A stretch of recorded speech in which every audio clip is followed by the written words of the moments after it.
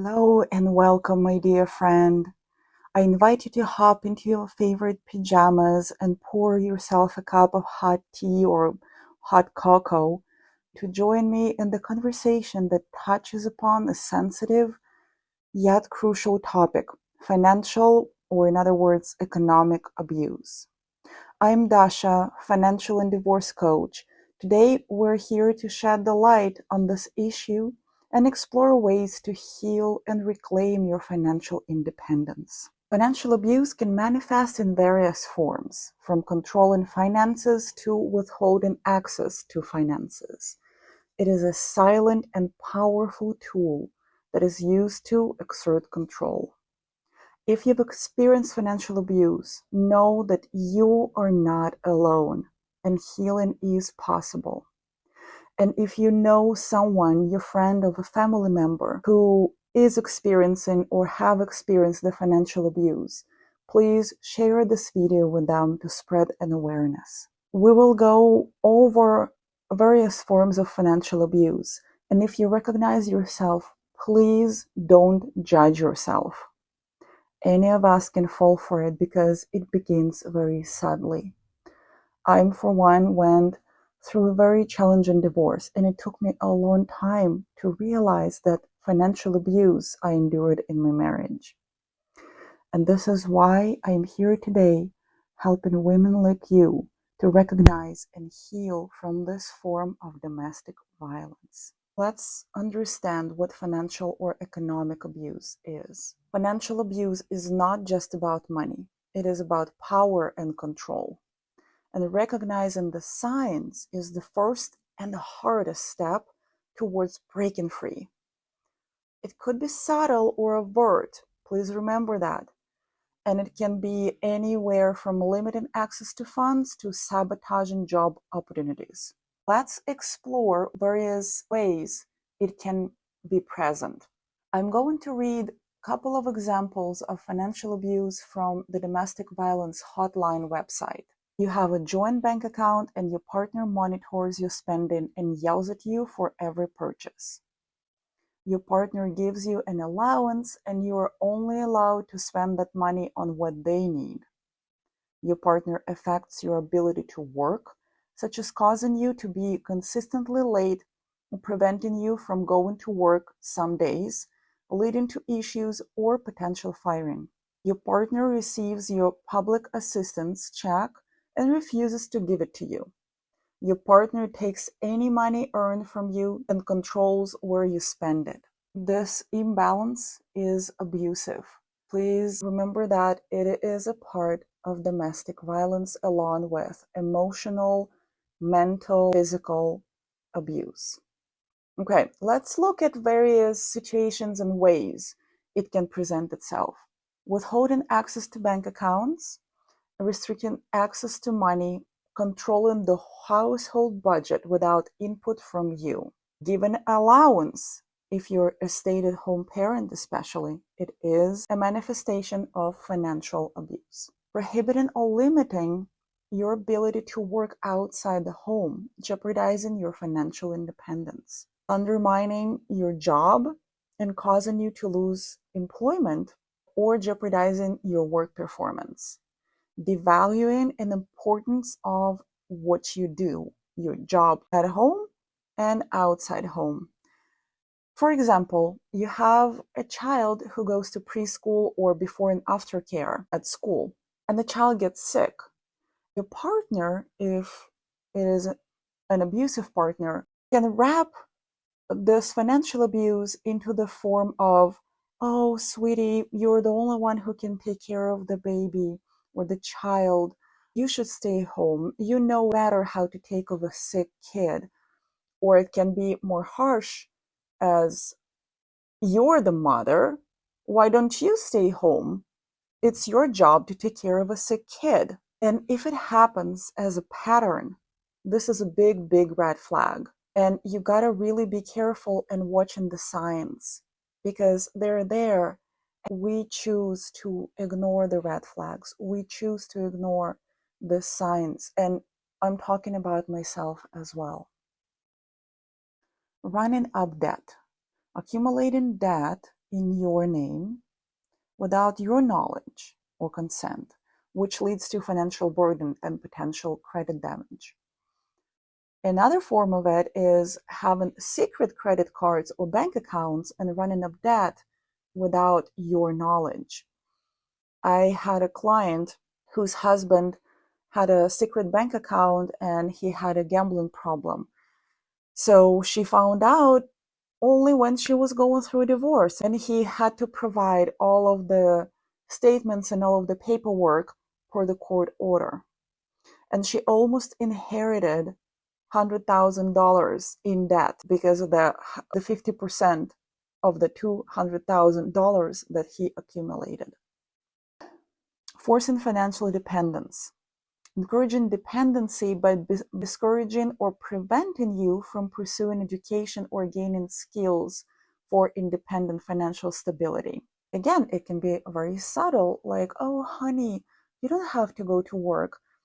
I earn enough for both of us, or it's your choice to work or not to work, and then using it against you in arguments. When he's upset, he can say something along the lines of, oh, you don't work, you don't understand, I work so hard, I come home and you expect me to do dishes, play with our son or daughter, take garbage out. Like, what is wrong with you? You were taking care of this while I'm making money. And if you bring up, I want to go to work. Oh, honey, don't worry about it. I was upset. It was a hard day at work. Again, if it happened only once, it's just a red flag. And this is for you to pay attention. But if it's happening on a regular basis, this is a call to action, and this is an indicator that you are in financial abusive relationship. Stealing or misusing money. Your partner can take money from you without your permission, misusing joint funds, or spending money on non-essential items without agreement. I had a client who experienced very hard times financially, and she had 2 little kids. And then later on, she found out that her husband was spending hundreds of dollars on his addiction while they had no money to spare, and she was scrambling and applying for welfare. Identity theft. Your partner can use your personal information to open credit cards or take out loans without your knowledge. That can lead to your financial ruin. So be careful if your partner knows your social security number, has access to your taxpayer ID number, have access to your driver's license, your passport. Make sure that this information is yours and for your eyes only. I understand that if you file jointly, that is difficult because your partner has to know your social security number. But the rest of the documents, make sure that they're in the safe place. And when you sign the tax forms, if your husband is the one who is in charge of filing taxes, make sure to consult with an independent CPA to make sure that everything there is legit. Denying access to information. Hiding financial documents, account statements, or important financial information to keep you in the dark about your own financial situation. Manipulating assets. Transferring, selling, hiding assets such as property or investments without your knowledge and consent. Using children as leverage. Your partner can use your kids as a tool for financial control, such as threatening to withhold child support or using custody arrangements as leverage. Isolating from financial decision making, excluding you from financial decisions, discussions, or planning to making you feel powerless. I was the one who was ignorant about her finances during marriage. And this is why one of my big questions to ask my clients is, what your ignorance costing you?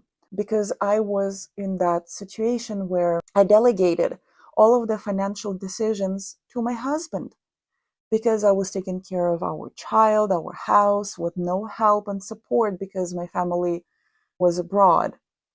So even if you decide to delegate dealing with finances to your spouse, make sure that you know what is going on, that you're not giving your power away. And I understand sometimes it's difficult to look at the finances, especially when you have a lot of going on. You just had a baby and you're constantly taking care of the child and the house. You're feeling exhausted, and the last thing you want to look at are your bills. But trust me, that in the long run can be really, really beneficial for you and your child to know what is going on financially. Using money as control and threatening you to maintain power and all of the control in the relationship. If you're a stay-at-home mom, you do a lot of things. You wear a lot of hats. You cook, you clean, you take care of your child, you drive your child to from preschool, after school activities, and you do so many other things. Once I found a calculator for stay-at-home moms if there was a salary for a stay-at-home parent. And that was about $75,000 per year if you put everything that you do. So if your partner uses that to shame, blame, and guilt trip you, this is a huge, huge red flag. And if there are arguments about you saying, but I work, I just don't have a job outside home, but I do all of this at home, and your partner still complains and still shames you for not working outside home and telling you, oh, but you don't do anything. This is a big, big, big, huge concern for you to explore. See that maybe there are other red flags, there are other signs that are present. Again, the awareness is the biggest and the hardest steps, because if you chose to look the other way and those red flags always have been there, that it might be devastating and overwhelming to realize that they have been around, and it's easy to feel ashamed and guilty of not looking at them. And I'm here to tell you, you are not alone. I remember I felt stupid for not seeing that. Like, how could I be so blind? Again, this is not being stupid. This is being a trusting, an empathetic, a caring person. Because you would not in a million years think about your husband cheating on taxes, withholding money, giving you allowance, or not having access to your family funds because you're a stay-at-home parent and you're not bringing income. All of these things are signs of financial abuse. So please be aware and seek support from your friends, family, or professionals, because breaking free from such situations, it is crucial to have support. Now let's talk about the ways how we can heal from that. The education is power. Knowledge is power. So by understanding the dynamics of financial abuse, you're taking the reins back into your own hands. You start seeking knowledge, you talk to professionals, financial coaches, financial advisors, CPA. Remember that you deserve financial autonomy as an adult. Again, I want to emphasize a lot of abuse, domestic violence, and abuse of power happens when one of the parents is a stay-at-home parent and not bringing income into the family budget. Your healing begins by rebuilding, by rebirthing yourself. So you start creating a budget, set financial goals, and explore avenues of income. And your financial resilience is not just about money, it's about regaining power and control over your life. And this is why I like to emphasize that budget is a part of your self-care. Because when you start budgeting money, you automatically start thinking about budgeting your time and your effort. You are very aware and you take in control. So money or your partner is not controlling you. You have the power because you know how much money you're bringing in, how much money are leaving, what is going on financially, and then in your life in general. Just as you would seek a doctor for physical health issues, I encourage you to seek financial professional for your financial well-being. A financial coach, financial advisor, counselor can provide guidance tailored to your unique situation. Remember, silence can be isolating. So please connect with support groups, friends, professionals, family members to share your story, because your voice is powerful and your story can move mountains.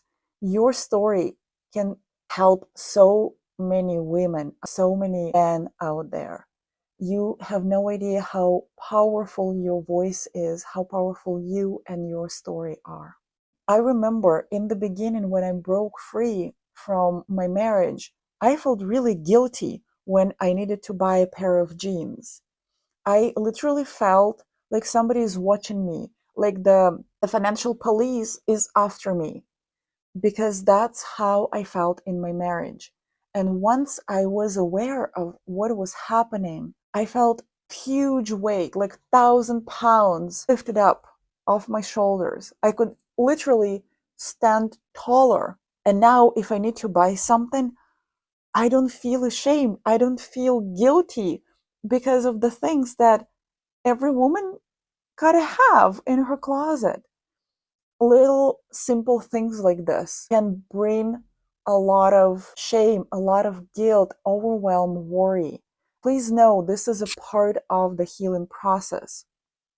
And this is how things go. When we shed the past, when we shed our trauma, and when we get out of the abusive relationships.